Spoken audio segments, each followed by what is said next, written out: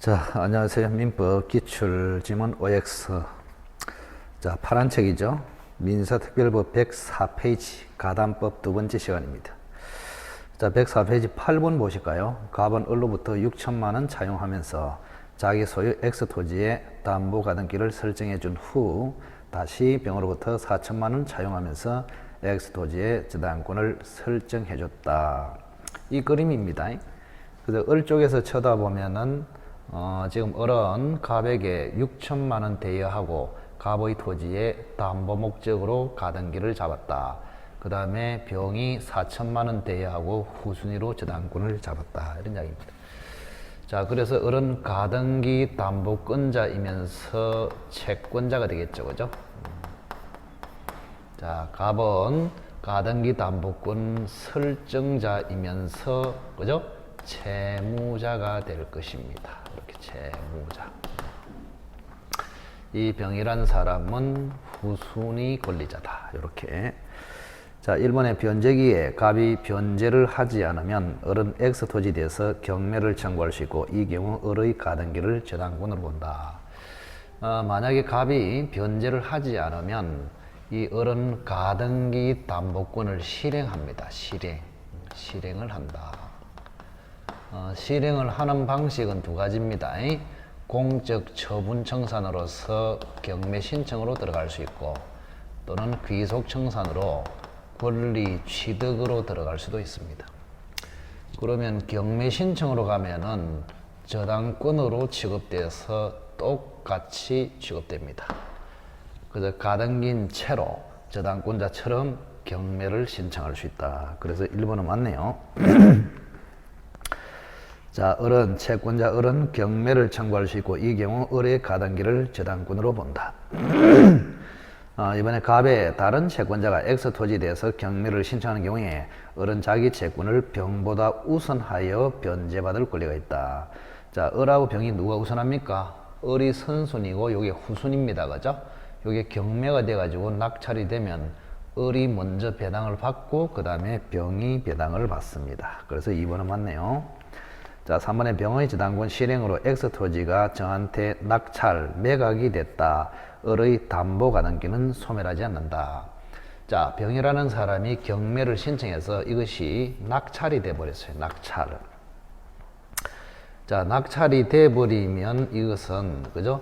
저당권이 실행됐죠. 저당권이 실행됐습니다. 그러면 이것도 담보권, 이것도 담보권. 담보권끼리는 어느 누가 경매 신청해서 실행이 되어도 모든 담보권은 소멸합니다. 이렇게. 그래서 3번은 틀리네요. 담보 가등기 권리도 역시 소멸한다. 이래야 맞잖아요. 3번이 틀렸습니다. 자, 9번 보겠습니다. 갑은 을에게 빌려준 1,000만 원 담보하기 위해서 을 소유 X 토지 시가 1억 원의 가등기를 마친 다음 병이 저당권을 취득했다. 그럼 이거는 뭐 기호만 바꾸면 되겠네요. 갑은 을에게 빌려준 1,000만 원 담보하기 위해서 을 소유. 이제는 갑이 아니고 을 소유. 을 소유 토지 시가 1억이라 되어 있네요. 시가 1억. 시가 1억짜리 토지에 갑은 가등기를 했다. 을과 갑이 바뀌었네요. 그죠? 가등기를 했다. 그 다음에 병이 X 토지에 저당권을 취득했다. 여기는 똑같습니다. 대신에 여기는 6천이 아니고 1,000만 원 빌려주고 이렇게 됐네요. 1,000만 원 빌려주고 여기는 돈이 없고 이렇게 되어 있습니다. 자, 1번에 을의 채무 변제 의무와 갑의 가등기 말소 의무. 즉 을이 채무자가 변제하는 것하고 채권자가 담보를 말소하는 것은 동시가 아니죠. 선후 관계에 있다. 이건 동시행 항변권에서 배웠습니다. 1번은 틀렸고. 자, 이번에 갑이 청산기간이 지나기 전에 가등기에 대한 본등기를 마치면 우리가 그 청산 절차를 거칠 때는 철저하게 강행규정에 따라서 준수해야 됩니다. 따라서 실행 통지를 하고 청산기간이 경과하고 청산금을 지급하고 본등기를 해야 합니다. 근데 청산기간이 지나기 전에 미리 본등기를 하면은 그 본등기는 무효이다. 맞네요. 자, 3번에 을이 청산기간이 지나기 전에 한 청산금에 관한 권리. 원래 청산기간이 지나고 청산 절차가 되었을 때 그때 청산금 채권을 양도를 할 수 있단 말이에요. 그런데 청산 기간이 지나기 전에 청산금에 관한 권리를 양도했다. 그러면 후손위 재단권자, 후손위 권리자를 침해할 가능성이 있어요. 그때는 후손위 권리자에게 대항할 수 없다. 이렇게 해야 됩니다. 청산 기간이 지나기 전에 청산금 채권을 양도하거나 또는 이 두 가지 요건이 있는데 그 조문을 잠시 한번 보실까요? 조문을 잠시 한번 보시면 책을 요약서 몇 페이지냐 잠시 한번 보겠습니다. 후손위 권리자 거기 보시면 그 213페이지 요약서 213페이지 맨 위에 청산금 처분 제한 되어 있죠. 거기 보시면 의리 그죠? 의리 2번이네 2번. 자, 채권자가 청산기한 경과 전 또는 후손위 권리자에게 통지를 하지 아니하고 청산금을 지급했다. 그러면 후손위 권리자에게 대항하지 못한다. 이렇게 돼 있고, 그 다음에 그 위에 채무자가 청산기간 경과 전에 청산금 권리 양도를 했다. 후손위 권리자에게 대항하지 못한다. 그 조문 그대로네, 그죠? 조문 그대로. 자, 그래서 을이란 사람은 채무자입니다, 그죠? 채무자. 자, 채무자 을은 청산기간이 경과하기 전에 청산금 채권을 양도를 해봤자 병한테 대항할 수 없습니다. 그래서 양과를 이번에 1번을 좀 집중을 하시기 바랍니다. 자, 채무자 등, 즉 소유자입니다. 채무자 등은 청산기간이 경과하기 전에 청산금 채권을 남한테 처분하거나 양도했다. 그러면 안 됩니다. 그래서 만약에 했다면은 후손위 권리자를 침해할 수 있기 때문에 후손위 권리자에게 대항하지 못한다. 이렇게 돼 있죠. 그죠? 자, 그래서 결국에는 후손위 권리자를 보호하기 위한 조문이 되겠습니다. 자, 채무자는 청산기간이 경과하기 전에도 청산금 채권을 남에게 처분을 하면 후손위 권리자에게 대항하지 못한다. 그리고 또 채권자는 청산기간 경과 전에 미리 청산금을 채무자에게 지급했거나 또는 후손위 권리자에게 통지도 안 하고 지급을 해버리면 역시 후손위 권리자가 피해를 보기 때문에 후손위 권리자에게 대항하지 못한다. 이런 이야기입니다. 자, 그래서 3번도 X가 되겠습니다. 9번에 1번 X, 3번 X가 되겠습니다. 자, 10번. 자, 가등기가 담보 가등기인지 청구권 순위 보전 가등기인지 여부는 등기부상 표시를 보고 결정한다. 이걸 형식주의라 하죠. 근데 우리 판례는 실질주의를 봅니다. 그래서 등기부상 표시를 보고 결정하는 것이 아니고 실제가 뭐냐? 계약서에 써진 거와 상관없이 실제로 담보를 목적으로 했느냐, 순위 보전 목적으로 했느냐를 가지고 결정을 합니다. 실제 상황을 가지고 판단한다. 그렇게 생각하시면 됩니다. 그 해설에도 그렇게 돼 있죠. 가등기 담보 뒤로 잠시 한번 넘겨볼까요? 가등기 담보.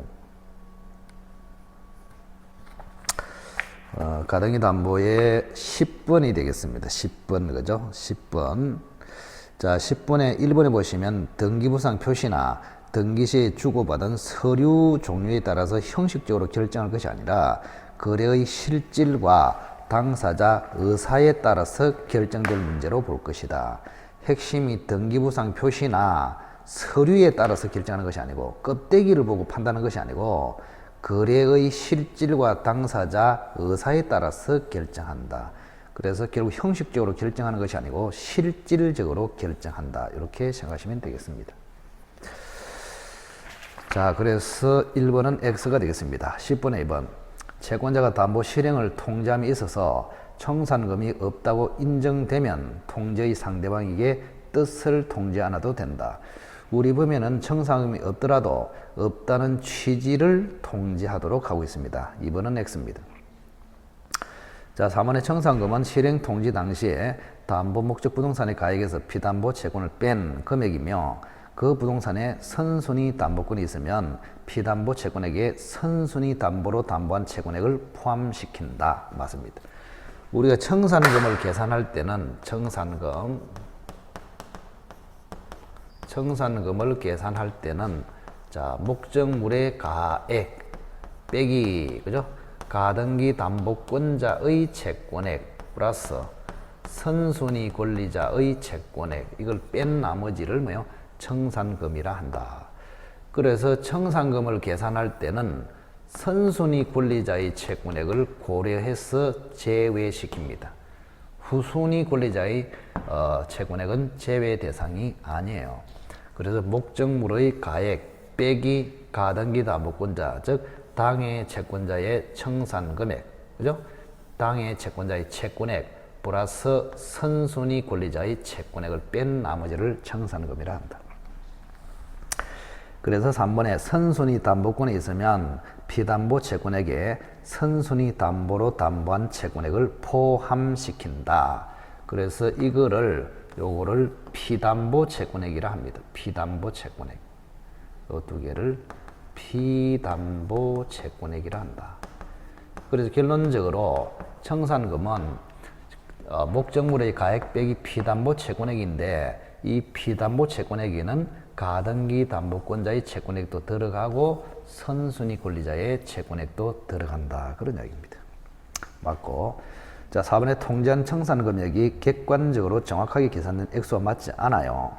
그래서 주관적으로 통지한 청산금액이 객관적 금액에 맞지 않더라도 통지로서는 효력이 생긴다. 이게 판례입니다.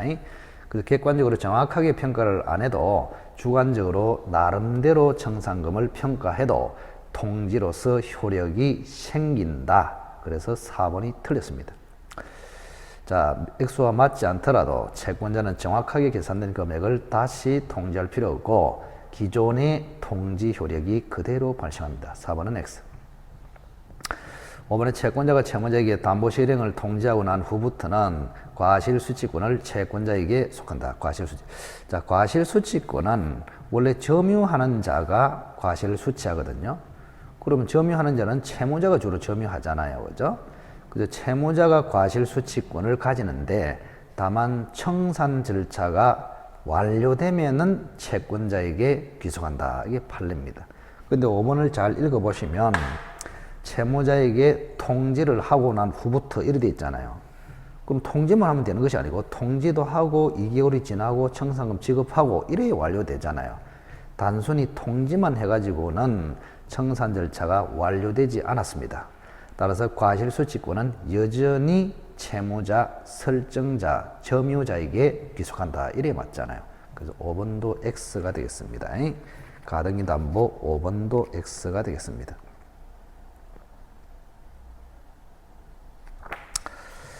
자, 그래서 10번은 1번 X, 2번 X, 3번 O, 4번 X, 5번 X. 그래서 3번만 옳습니다. 자, 양도담보를 볼까요? 양도담보도 가등기 담보법의 지배하에 놓입니다. 양도담보. 양도 방식으로 담보를 잡았다. 그런 이야기죠. 자, 부동산을 채권 담보의 목적으로 양도하는 경우에 특별한 사정이 없는 한 목적물에 대한 사용 수익권은 담보 설정자에게 있다. 맞습니다. 자, 예를 한번 들어볼까요? 예를 한번 듣겠습니다. 갑은 자기 소유 시가 2억 원. 자, 시가 2억짜리 토지입니다. 이 토지에 을에게 양도담보로 제공하고 이렇게 되어 있습니다. 자, 을이라는 사람이 1억을 지금 대여했다. 이런 이야기입니다. 1억을 대여했다. 자, 대여하면서 2억 원 상당의 토지를 을에게 양도담보로 제공했다. 담보 목적으로 을 앞으로 이전 등기를 했다. 이 말입니다. 그죠? 담보 목적으로. 그래서 을을 가등기 담보가 아니고 양도담보권자라 합니다. 양도담보권자. 갑이라는 사람은 양도담보권 설정자. 이렇게. 그리고 여기도 내나 가담법이 적용이 그대로 됩니다. 지금 양도담보권자. 자, 그러면 설정자가 현재 점유를 하고 있단 말이야. 점유를 하고 있기 때문에 설정자가 사용합니다. 그래서 1번은 맞네요. 특별한 사정이 없는 한 목적물에 대한 사용 수익은 점유자인 설정자에게 있다. 맞습니다. 자, 2번 보겠습니다. 그러면서 똑같습니다. 1번. 자, 갑이 변제기에 원금 이자를 갚지 못하면 을은 곧바로 소유권을 취득한다. 을은 곧바로 소유권을 취득하는 것이 아니고, 자, 이 경우에는 가담법이 적용되기 때문에 청산 절차를 거쳐서 소유권을 이 사람이 취득합니다. 실행 통지를 하고, 그 다음에 2개월이 경과하고, 청산금을 지급하고, 그 다음에 그때는 소유권을 취득합니다. 여기는 본등기하면 취득한 말이 필요 없죠. 본등기가 이미 됐기 때문에 청산금 지급, 청산 절차가 완료되면은 을이 소유자가 됩니다. 그래서 2번, 을이 변제기 전에 X토지를 1번 한번 보겠습니다. 갑이 변제기에 원금 이자를 갚지 못하면 을은 곧바로 소유권을 취득하는 것이 아니고 청산 절차를 거쳐서 취득한다. 1번은 X. 자, 이번에 을이 변제기 전에 X토지를 병한테 매각했습니다. 자, 자기 앞으로 이전 등기가 돼 있다 보니까 병한테 팔 수가 있잖아요. 그죠?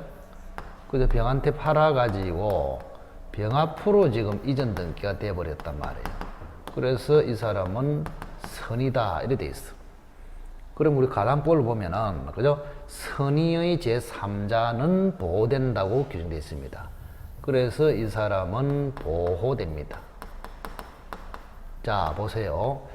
양도담보권자로부터 소유권을 취득할 수 있냐, 이런 이야기입니다. 그럼 소유권을 기준으로 보면은 을에게는 소유권이 없기 때문에 무권리자가 됩니다. 그럼 무권리자로부터 소유권을 취득할 수 있느냐? 그때는 제3자 보호규정으로 결정한다. 우리가 이미 알고 있잖아요. 그럼 선의의 제3자만 보호되도록 하고 있다. 따라서 무권리자 을로부터 넘겨받아도 제3자가 선의이면은 이 사람이 소유권을 취득한다. 이렇게 되어 있습니다. 선의의 제3자만 보호됩니다. 소유권을 취득한다. 그래서 2번은 맞네요. 자, 3번에 을이 청산 절차 없이 X토지를 처분하여 선의의 제3자에게 소유권을 취득하게 한 경우에 을은 갑에게 불법행위 책임을 진다. 맞습니다. 자, 어쨌든 간에 지금 2번의 경우도 을이 변제기 전에 X토지를 병한테 이미 매각해버렸어. 원래 변제기 전에 할 수 없잖아요. 그죠? 할 수 없음에도 그냥 해버렸다. 그렇더라도 선의의 병은 보호돼서 소유권을 취득한다. 자, 3번에 을이 청산 절차 없이 X토지를 처분하여 선의의 제3자가 소유권을 취득해버리면 을은 갑에게 불법행위 책임을 진다. 그럼 소유자는 이 사람 아닙니까? 소유자. 원래 자, 갑이라는 사람이 원래 소유자이고 을은 담보권자이고 이런 상태입니다. 그런데 담보권자로부터 넘겨받아도 선의이면은 이 사람이 소유권을 취득해요. 그럼 이 사람이 소유권을 취득하면 을의 행동으로 갑이 소유권 상실을 해버리잖아요. 그럼 을의 행동은 갑에 대해서 불법행위가 되어버립니다. 불법행위. 을의 병에 대한 처분행위는 불법행위가 되어버려. 따라서 을은 갑에게 불법행위 책임을 진다. 이렇게 됩니다. 맞네요. 그죠? 자, 4번의 갑은 변제기로부터 10년이 지난 후에도 청산금을 변제받기 전이라면 채무액을 을에게 지급하고 을 명의의 이전 등기 말소를 청구할 수 있다. 말소 청구제도가 있습니다. 말소 청구제도. 자, 담보권 실행이 경과됐더라도 아직까지 을 쪽에서 청산금을 지급하지 않았습니다. 청산금이 지급되기 전입니다. 청산금. 그래서 청산금을 지급했냐 안 했냐가 매우 중요합니다. 청산금을 지급했냐 안 했냐가 매우 중요하다. 그래서 을이 아무리 담보권 실행 절차로 들어갔더라도 아직까지 청산금 지급이 되지 않았다면은 이 채무자 쪽에서 조치를 취할 수 있어요. 어떤 조치? 그때까지 원리금을 갚고, 그죠? 을 명의 가등기나 이전 등기에 말소 청구를 할 수 있다. 말소 청구 제도가 있다. 말소 청구 제도. 그래서 갑은 을에게 말소를 청구해서 부동산을 찾아올 수 있단 말이야. 말소 청구 제도. 그래서 말소 청구의 핵심 요건은 청산금이 지급되기 전입니다. 그러면 말소 청구가 가능하다. 다만 다음 두 가지 경우에는 청산금 지급 전이라도 말소 청구가 안 돼요. 하나는 변제기로부터 이미 10년이 경과를 해버렸어. 그 다음 두 번째는 선의의 제3자. 선의의 제3자가 이미 소유권을 취득해버렸다. 요 두 가지 경우는 청산금이 지급되기 전이라도 말소 청구가 안 된다. 그래서 말소 청구가 되려면 세 가지 요건을 동시에 갖춰야 된다. 청산금 지급되기 전, 변제기로부터 10년이 경과되기 전, 선의의 제3자가 소유권 취득하기 전, 요 세 가지 요건을 동시에 갖출 때만 말소 청구가 가능하다. 그래서 4번은 틀렸네요. 변제기 받기 전이라도, 청산금을 변제받기 전이라도 이미 변제기로부터 10년이 지나버렸다 돼 있으니까 말소 청구를 할 수 없다. 이래 맞잖아요. 그죠? 뒤에 3번은 지금 안 봐도 됩니다. 3번은 지금 보지 마시고, 요거는 그 당시에도 굉장히 까다로운 문제였습니다. 가등기 담보인데 양도 담보를 가지고 굉장히 수준 높게 했다. 물론 필요한 부분도 있지만 지금은 보지 않고 실력이 되었을 때 다시 검토를 살살 해보시기 바랍니다. 자, 그 다음 실명법을 보도록 하겠습니다. 실명법. 이 실명법은 생각보다는 굉장히 문제가 자주 나왔습니다. 조문이 10몇 개밖에 안 되는데 최근 들어서 계속 두 문제씩 나왔습니다. 자, 집합법은 조문이 60몇 개인데 한 문제, 실명법은 조문이 10개인데 두 문제. 이 말이 됩니까? 그래서 실명법은 투자 효과가 굉장히 큰 것이고 집합법은 투자 효과가 제로에 가깝습니다. 그래서 지금 집합법도 없습니다. 만점 받으려면 필요하겠지만 제가 볼 때는 별 필요 없다. 자, 실명법은 명의신탁을 금지하는 것이거든요. 자, 우선 갑이라는 사람이 실제 주인이고 신탁자입니다. 자, 을이라는 사람이 수탁자야.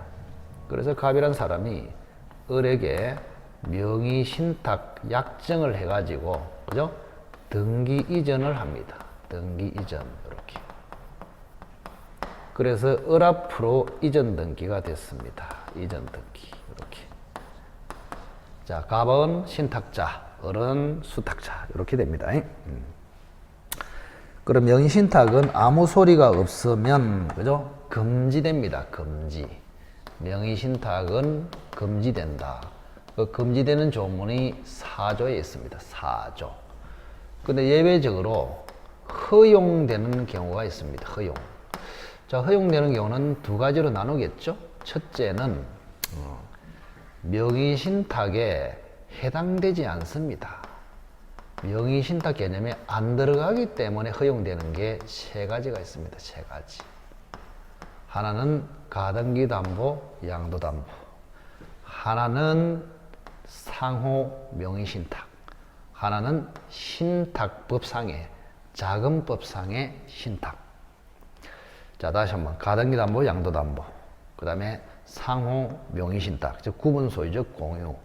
그 다음 마지막에는 뭐라고요? 자금법상의 신탁. 그 다음 두 번째. 자, 명의신탁 개념에는 들어가는데 특례가 적용돼서 허용되는 경우가 있습니다. 그게 세 가지가 있습니다. 세 가지. 요게 이제 중요하죠. 그죠? 하나는 부부간의 명의신탁, 종중과 관련된 명의신탁, 종교단체과 관련된 명의신탁. 이때 부부는 혼인신고를 한 법률상의 부부를 이야기합니다. 이렇게. 자, 1번 볼까요? 명의신탁 약정 자체는 사회 질서에 위반하는 행위로 볼 수 없다. 자, 우리가 명의신탁은 금지되잖아요. 그러면 실명법에 의해서 금지되는데 이 실명법은 강행규정입니다. 강행규정. 강행규정에 위반해서 명의신탁이 무효이지, 그죠? 반사회적 행위이기 때문에 무효로 되는 것은 아니다. 이런 이야기입니다. 예를 들어. 자, 따라서 우리가 103조로 무효가 되지 않기 때문에 여기는 746조 불법원인 급여가 자동으로 적용되지 않습니다. 그죠? 746조는 불법한 원인으로 급여한 것은 반환 청구해서 돌려받지 못한다. 이런 이야기인데 746조가 적용되려면 103조가 적용돼야 합니다. 그래서 단순히 강행법규 위반은 반사회적 무효가 아닙니다. 그저 실명법 위반의 무효는 반사회적 무효가 아니므로 불법 원인 검여도 적용되지 않는다. 그런 논리입니다. 자, 그래서 1번은 맞네요. 2번, 무효인 약정에 기하여 타인 명의의 등기가 맞춰졌다면 그것은 당연히 불법 원인 급여에 해당한다. 틀렸죠? 자, 이거는 103조 무효가 아니고 강행규정 위반의 무효이기 때문에 746조가 적용되지 않습니다. 따라서 불법 원인 급여가 되지 않는다. 틀렸고. 자, 3번의 명의신탁자는 무효인 약정의 해지를 원인으로, 자, 우리가 여기 보시면 약정도 특별한 사유가 없으면 무효이고 등기 이전도 무효입니다. 이렇게. 그러면 갑이 소유자입니다. 신탁자가 소유자입니다. 그럼 소유자는 신탁자 갑인데 등기는 을 앞으로 되어 있잖아요. 그러면 이 등기는 실체와 일치하지 않기 때문에 없어져야 합니다. 그럼 갑이라는 사람이 을로부터 등기를 찾아오는 방법이 있단 말이야. 하나는 약정 해지를 원인으로 이전 등기를 청구해서 찾아올 수 있냐? 안 됩니다. 부당 이득을 원인으로 해서 말소를 청구해서 찾아올 수 있냐? 안 됩니다. 될 수 있는 것은 소유권에 기한 청구, 소유권에 기한 말소 청구, 소유권에 기한 말소 청구, 또는 소유권에 기한 진정 명의 회복을 위한 이전 등기를 청구해서 찾아가야 된다. 그래서 특히 주의할 것은 약정이 이미 무효가 됐기 때문에 약정을 해지하여 청구할 수 있다. 이거는 무조건 틀렸습니다. 자, 그래서 3번도 틀렸네요. 무효인 약정은 해지 대상이 안 됩니다. 그래서 해지를 원인으로 무조건 X입니다. 그래서 해지를 원인으로 하는 이전 등기를 청구할 수는 없다. 맞네요. 자, 4번의 약정의 무효와 이에 따른 물권 변동의 무효는 제3자의 대항력이 없으며 여기에서 제3자는 선인자에 한한다. 틀렸습니다. 자, 실명법 4조를 보면은 1항에는 약정 무효이다. 물권 변동도 무효이다. 3항에는 위무효로서 제3자에게 대항할 수 없다. 이래 되어 있습니다. 선의의 제3자가 아닙니다. 그래서 명의신탁에서는 제3자는 선악을 불문하고 보호되는 것이지 선의의 제3자만 보호되는 것은 아니다. 이 말입니다. 자, 그래서 4번은 틀렸네요. 이때 제3자는 선악을 불문하고 해당된다. 4번은 X. 자, 5번에 채무 변제를 담보하기 위해서 채권자가 소유권을 이전받기로 한다. 담보를 목적으로 이전받기로 한다. 이거는 양도 방식으로 담보를 잡았다 해서 양도담보입니다. 양도담보는 명의신탁 개념에 안 들어가기 때문에 허용됩니다. 그래서 5번은 X입니다. 양도담보는 명의신탁 약정에 해당되지 아니함으로써 적용됩니다. 허용된다. 5번은 X. 자, 6번은 부동산의 위치와 면적을 특정하여 3인이 세 사람이 구분 소유하기로 약정을 하고 3인의 공유로 등기하는 경우, 자, 실제는 구분 소유인데 등기부에는 공유를 한다. 이거를 구분 소유적 공유, 상호 명의 신탁이라 합니다. 자, 그러면 가등기 담보, 양도 담보, 상호 명의 신탁, 자금법상의 신탁은 명의 신탁이 아니므로 허용이 됩니다. 그래서 이거는 명의 신탁 약정에 해당되지 않는다. 이래야 맞죠. 그래서 명의 신탁 약정에 해당하지 않기 때문에 허용된다. 그래서 6번도 X가 되겠습니다. 자, 7번. 자, 종종이 나왔네요. 자, 종종이 그 소유 부동산을 종종 이외의자 명의로 등기하였다. 탈법의 목적으로 하지 않는 경우에 명의 신탁 약정에 따른 물권 변동은 효력이 있다. 맞습니다. 그래서 아까도 이야기했지만은 부부, 종중, 종교단체가 있으면 허용이 됩니다. 명의 신탁도 유효, 물권 변동도 유효. 7번은 맞네요. 자, 8번에 신탁자와 수탁자의 혼인으로 등기 명의자가 법률상 배우자가 됐다. 법률상 배우자 간의 명의 신탁은 허용입니다. 자, 그러면 언제부터 유효로 되느냐? 약정시에 소급하여 유효로 되는 것이 아니고 혼인시, 혼인성립시, 혼인신고시부터 유효로 된다. 이게 판례입니다. 그래서 약정시에 소급하여 그게 틀렸습니다. 혼인시부터, 혼인성립시부터 유효로 된다. 자, 9번에 사실혼 관계에 있는 자 사이에 명의신탁은 무효이다. 맞습니다. 법률상의 혼인관계에 있어야 유효입니다. 자, 10번 볼까요? 자, 갑은 조세포 탈, 강제집행의 면탈 또는 법령상의 제한 회피를 목적으로 아니하고 배우자 을과 명의신탁에 따라서 자신의 X토지를 을명의 등기를 갖춰줬다. 자, 이자간 명의신탁이네요. 이자간 명의신탁. 자, 갑이라는 사람이 실제 주인인데 남편입니다. 이렇게.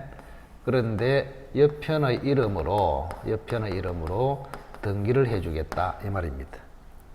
그럼 여기는 불법의 목적이 없기 때문에 이 사람이 법률상 배우자 같으면 허용이 돼서 유효입니다. 그죠?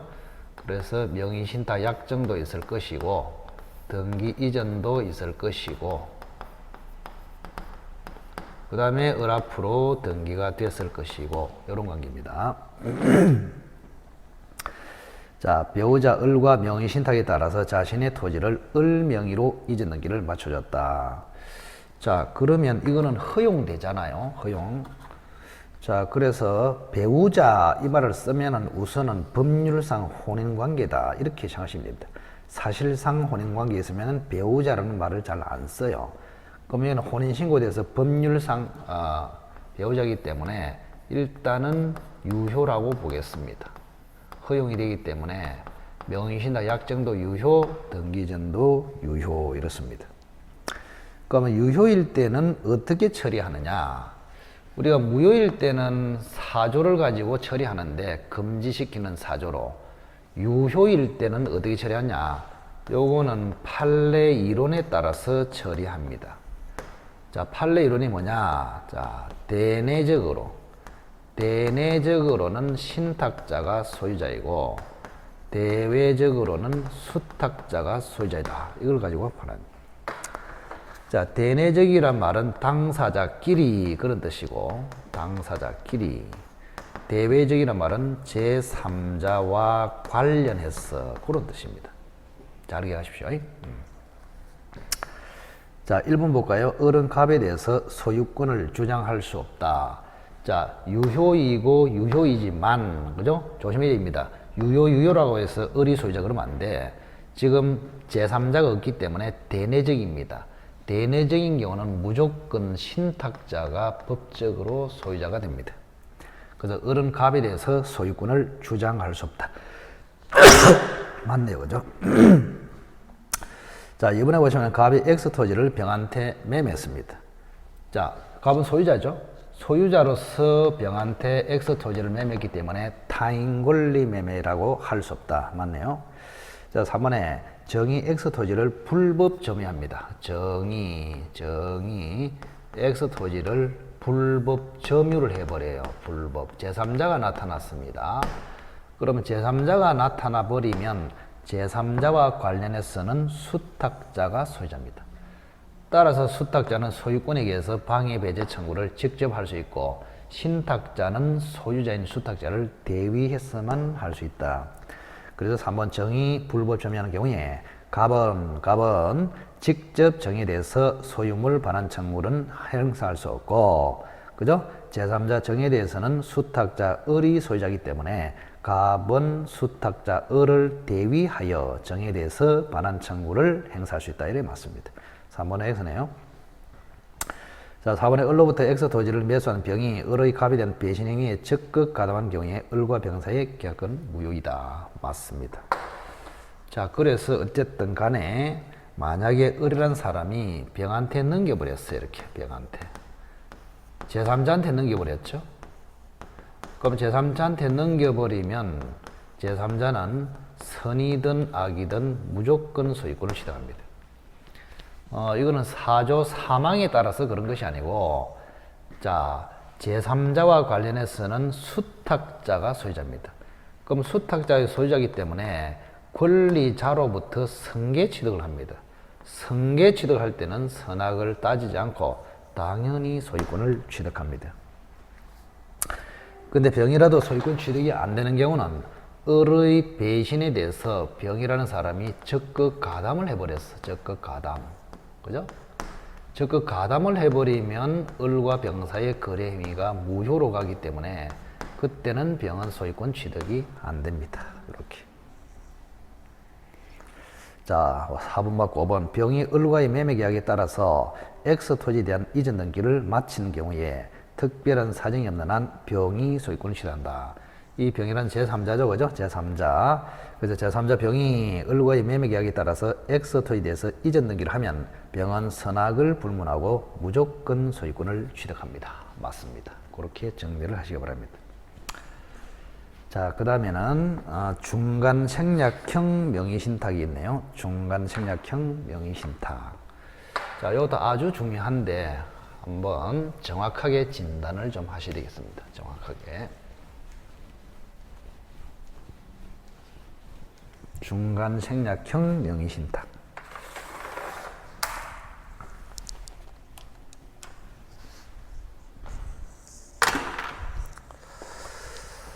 자, 예를 들어서 병이라는 사람이 토지 소유자입니다. 그런데 갑이 이 토지를 1억으로 삽니다. 매매 3월 1일. 근데 갑 앞으로 등기하기가 뭐 하니까 을한테 부탁을 합니다. 부탁한 사람을 신탁자, 부탁받은 사람을 수탁자. 두 사람 사이에 명의 신탁 약정을 합니다. 그리고 등기는 바로 하기로 했습니다. 등기 이전. 그래서 을 앞으로 등기가 된 그런 상태입니다. 자, 세 사람이 등장했으니까 이걸 삼자간 명의신탁이라 하고, 갑이 을에게 맡긴 것이 계약이 아니고 등기를 맡겼기 때문에 등기 명의신탁. 그리고 원래는 병에서 갑으로, 갑에서 을로 이렇게 등기되는데 갑을 생략하고 바로 했기 때문에 중간 생략이라 합니다. 그래서 이걸 한마디로 삼자간 중간 생략형 등기 명의신탁. 제목만 알아도 반은 아는 것입니다. 자, 삼자간 중간 생략형 등기 명의신탁. 자, 아무 소리 없으니까 금지되네요. 그럼 금지가 되면은, 그죠? 금지가 되면은 실명법 4조에 따라서 명의신탁 무효, 물권 변동, 등기 이전도 무효, 이렇게 합니다. 그러니 소유권이 안 넘어갔기 때문에 병이 소유자로 확정이 됩니다. 여기까지 오면 답은 반이 보입니다. 그리고 매매 자체는 아무런 문제가 없잖아요. 유효입니다. 유효.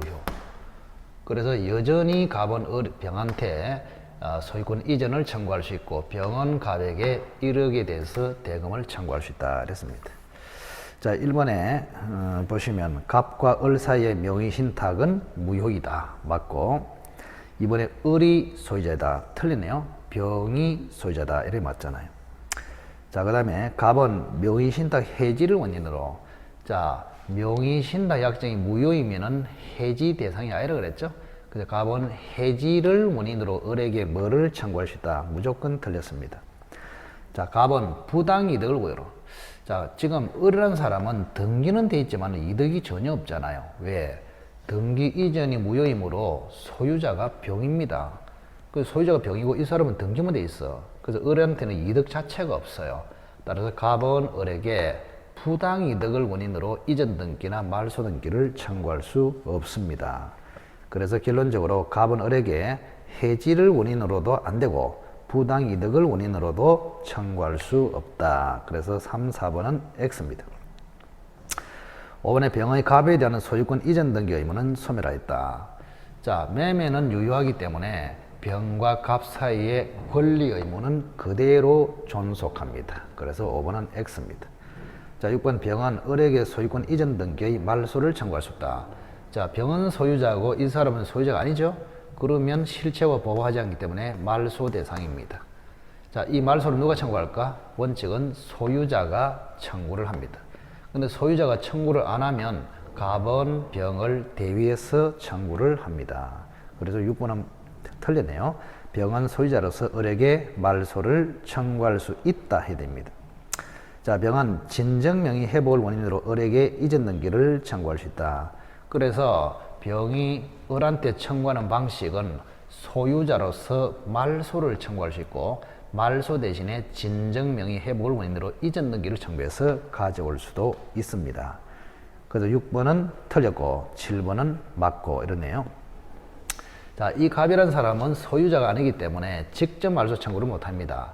그래서 갑은 자기 채권을 보전할 목적으로 병을 대비해서 말소를 청구하고 말소가 되면은 병으로 돌아오면은 갑이 이전 등기를 청구해서 가져옵니다. 그래서 8번도 정확하게 맞습니다. 자, 9번에 을이 자의로 소유권을 갑에게 이전했다. 최종적으로는 갑이 소유권을 가져올 수 있잖아요. 소유자는 현재 병이지만은 갑이 병한테 이전 등기를 청구해서 소유권을 가져올 수 있거든요. 그래서 이 을이라는 놈이 자의로 이전 등기를 해줘 버렸어. 그럼 이 사람은 최종적으로 소유권을 가져올 수 있는 실체가 있는 사람이야. 그래서 병은 을로부터 갑으로 등기가 되면은 그 등기는 실체와 부합하기 때문에 유효가 됨으로써 갑은 최종적으로 소유권을 취득한다. 이것이 우리 판례의 태도입니다. 자의로, 이렇게 자의로. 그리고 9번 틀렸네요. 을이 자의로 엑스터에 대한 소유권을 갑에게 이전 등기하면은 갑은 소유권을 취득한다. 자, 을로부터, 즉 수탁자 을로부터 이전 등기를 경리받은 정, 이거는 제3자죠. 제3자는 무조건 소유권을 취득한다. 10번도 X가 되겠습니다. 10번도 X. 오케이. 자, 그렇게 보시고. 자, 그 다음에 1번하고 요거는 좀 쉬었다가 할까요? 쉬었다가 보도록 하겠습니다.